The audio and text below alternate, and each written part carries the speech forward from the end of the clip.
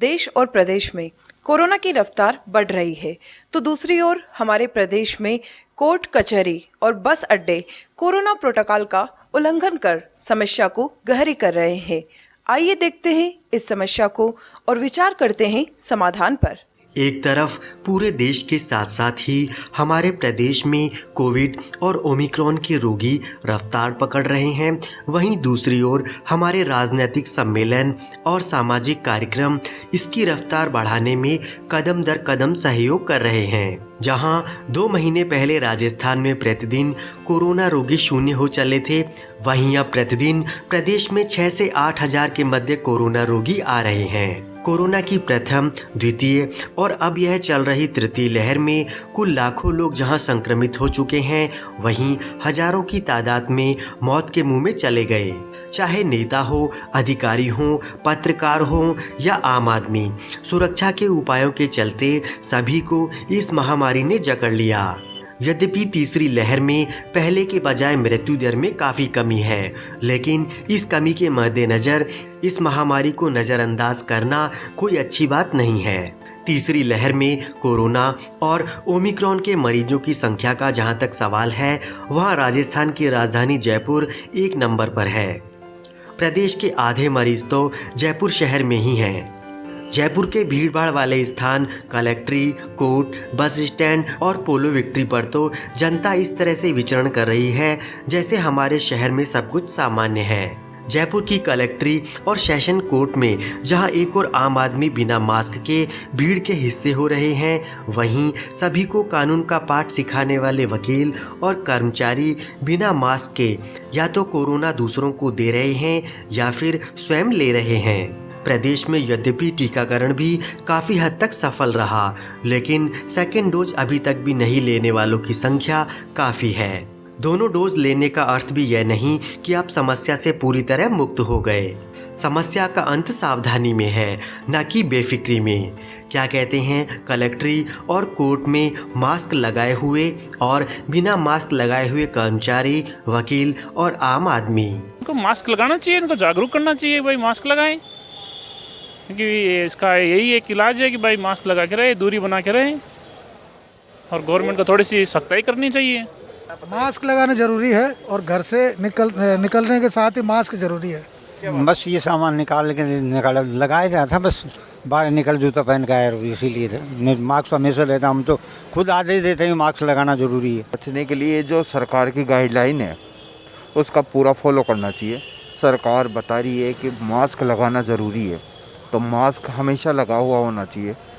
भीड़ वाली जगह पे जाने से बचना चाहिए। उसके लिए मास्क लगाना ज़रूरी है पहले, फर्स्ट स्टेज तो, और घर से ज़रूरत हो तो ही निकलो, वरना मत निकलो। उनके लिए व्यवस्था करनी चाहिए यहाँ पुलिस वालों को लगा के रोक के लिए कि भाई मास्क लगा के ही प्रवेश एंट्री दी जाए। कोरोना से बचाव के लिए यही है, आप कोरोना के नियमों का पालन करें, और अभी जितना ये जिस हिसाब से फैल रहा है उस हिसाब से इसकी बचाव ही सबसे बड़ी दवा है। सर हम तो प्रयास ये कर रहे हैं सोशल डिस्टेंसिंग पूरा बना के रखें।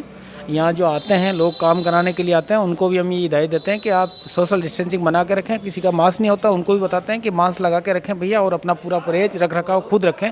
दूसरों पे आधारित नहीं रहें कि कोई हमारे को वैक्सीन लगाए, ये लगाए, और हम दूसरा कोई कहे हम करें।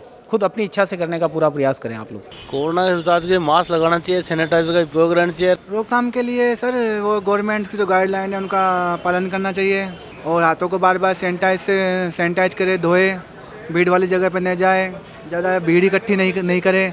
मेरा तो सभी से यही आग्रह है कि जो सरकार की प्रिकॉशंस बताई जा रही है, दोनों वैक्सीन लगाई जाए, साथ में मास्क लगाया जाए, और अपने आप को जितना बचाव कर सकते हैं उतना बचाव करते हुए कार्य करें। कोरोना की रोकथाम के लिए हमें मास्क लगाना चाहिए और 2 गज की दूरी डिस्टेंस करके रखना चाहिए, और भीड़ वाले स्थान पर न जाएं, यही हमारी प्राथमिकता है।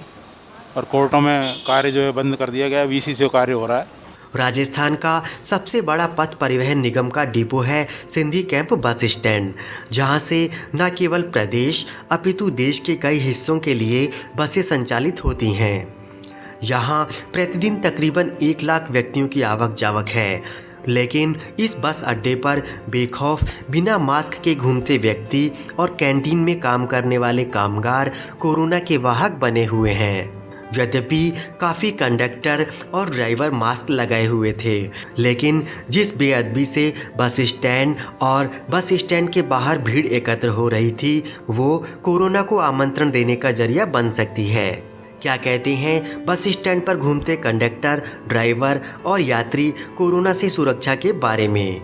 सर 2 गज की दूरी बनाए रखना चाहिए, मास्क वगैरह लगाना चाहिए और सोशल डिस्टेंस की पालना करना चाहिए, भीड़ भाड़ से बचे। भाई सोशल डिस्टेंसिंग का ध्यान रखें, मुंह पर मास्क लगा के रखें जितने भी यात्री हैं, और खुद की सुरक्षा करते हुए एक दूसरे के बीच में दूरी बनाकर और मास्क लगाकर ही बचाव है। सैनिटाइज का ज़्यादा से ज़्यादा प्रयोग करें। यद्यपि बस स्टैंड पर चेतावनी के बैनर लगे हुए थे, लेकिन कोरोना गाइडलाइन की स्पष्ट रूप से धज्जियां सिंधी कैंप बस अड्डे पर उड़ रही थीं। क्या कहते हैं कोरोना व्यवस्थाओं को लेकर सिंधी कैंप बस अड्डे के प्रबंध संचालक भानु प्रताप सिंह और थाने के प्रभारी?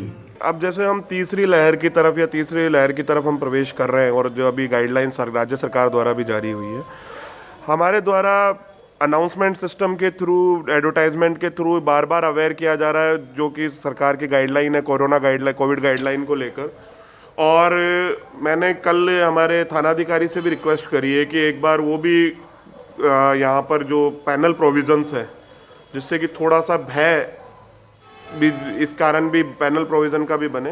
बाकी अवेयरनेस प्रोग्राम हमारे द्वारा रेगुलर यहाँ पे लगाए जा रहे हैं।